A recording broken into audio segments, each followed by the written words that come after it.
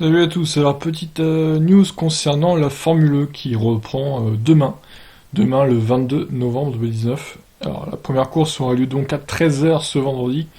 Oui, un vendredi, il y aura une course. Bon, faut pas chercher. D'habitude les courses de Formule E c'est le samedi ou le dimanche, mais là ce sera le vendredi exceptionnellement vu qu'il y a deux courses donc en Arabie Saoudite. À Diriyah, donc vendredi et samedi à 13h pour les deux premières courses du championnat 2019-2020. Ensuite, la troisième course aura lieu au Chili, à Santiago, le 18 janvier 2020. La quatrième, donc le 15 février 2020, à Mexico City. La cinquième, le 29 février, à Marrakech au Maroc. La sixième, en Chine, à Sanya, le 21 mars. Le 4 avril, à Rome, en Italie. À Paris, donc la Formule retour à Paris, le 18 avril, pour la huitième épreuve. La 9e course en Corée du Sud à Séoul le 3 mai. La 10e épreuve à Jakarta en Indonésie, donc en juin, le 6 juin exactement. La 11e épreuve à Berlin le 21 juin. La 12e à New York aux USA. Et la 13e, donc à New York c'est le 11 juillet. Et la 13e et la 14e, donc on finit par un double manche comme on a commencé le championnat.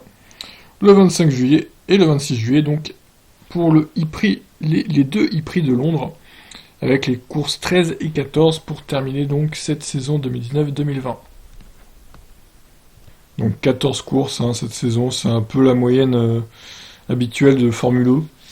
Bon, Formule 1 c'est plutôt 20, 21, voire 22 l'année prochaine, mais bon là c'est assez moins, c'est 14 courses.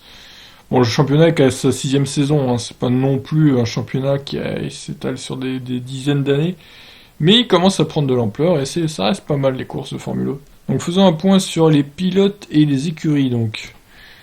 Alors Daniel Abt et Di Grassi sont toujours chez Audi, c'est les deux mêmes depuis quelques années.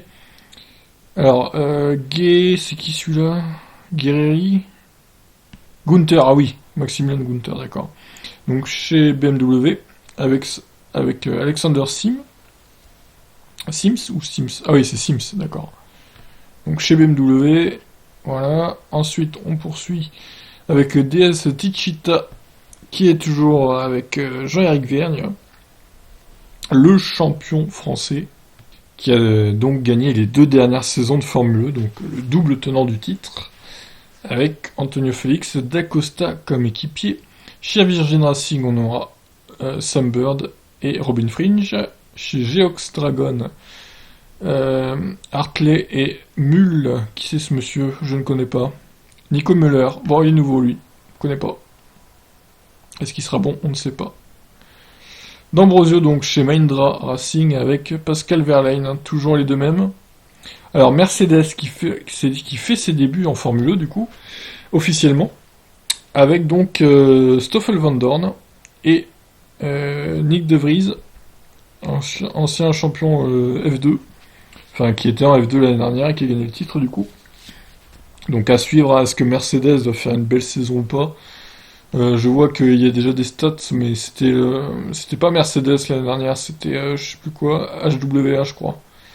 Donc bon, c'est un peu étonnant d'ailleurs qu'ils aient mis les stats de Mercedes quand même.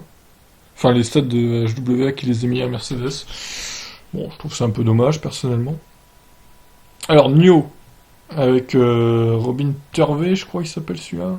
Oliver Turvey. Oliver Turvey donc. Et un chinois, King Ma. Très bien, à vos souhaits, monsieur Ma. Alors Nissan, donc, qui remplace Renault depuis quelques saisons déjà. On a Buemi avec Roland chez Nissan Idams. Jaguar avec Mitch Evans et Cal, c'est qui celui-là? James Calado, d'accord, très bien. Pas nouveau en Formule E du coup aussi. Ah, et puis donc on termine. Non, on termine pas avec Porsche. On continue avec Porsche, avec André Lauterer et Neil Gianni. Donc Porsche pareil, nouveau. On va voir ce que ça donne, l'écurie Porsche. Donc Mercedes et Porsche, nouveau cette saison. Et on termine cette fois avec Venturi. Toujours Felipe Massa et Mortara, je crois qu'il était aussi chez Venturi. Donc ça ne change pas chez Venturi. Espérons pour eux qu'ils feront une meilleure saison que la saison dernière, parce que c'était pas top. La voiture toute blanche d'ailleurs. Pas beaucoup de sponsors chez Venturi.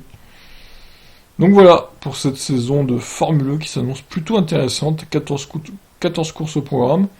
Pas mal de constructeurs différents. Pas mal de pilotes de renom qui sont plutôt connus également. Il y a 12 équipes et 24 pilotes quand même. C'est vraiment bien. Un bon championnat, il y a plus d'équipes qu'en Formule 1 pour le coup. Il n'y en a que 10 et 20 pilotes. Donc là, il y en a 2 de plus. Donc ça promet des courses toujours en ville, hein, la plupart spectaculaires du coup. Bon allez, je vous laisse. Les 2 premières courses donc sont vendredi 22 et samedi 23 novembre 2019 à 13h pour ceux qui sont intéressés. Allez, moi je vais suivre la saison en tout cas. Je vous laisse, ciao.